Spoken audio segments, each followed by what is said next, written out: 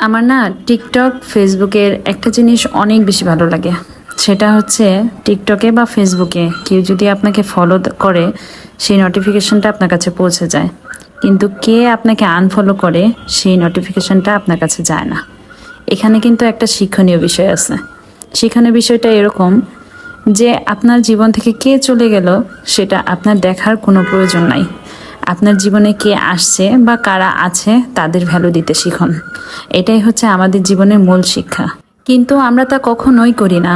যারা আমাদের জীবনে আছে বা আসছে তাদের কোনো ভ্যালু আমরা দিই না, কিন্তু যারা চলে গেছে তাদের নিয়ে আমরা পড়ে থাকি। কেন চলে গেল, কি অন্যায় ছিল, কি অপরাধ ছিল, চলে যাওয়া মানুষটাকে কিভাবে ফিরিয়ে আনা যায়, এসব আর কি। আসলে যে চলে যায় সে চলেই গেছে। সে যদি কখনো আপনার জীবনে ফিরেও আসে, কোনো দিনও আগের মতো আসবে না।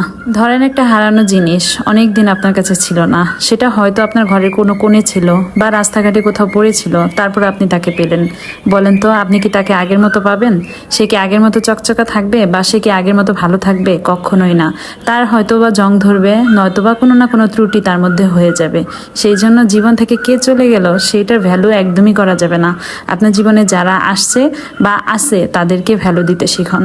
এটাই আমাদের মূল শিক্ষণীয় বিষয়, আর আমি এটা ভীষণভাবে বিশ্বাস করি।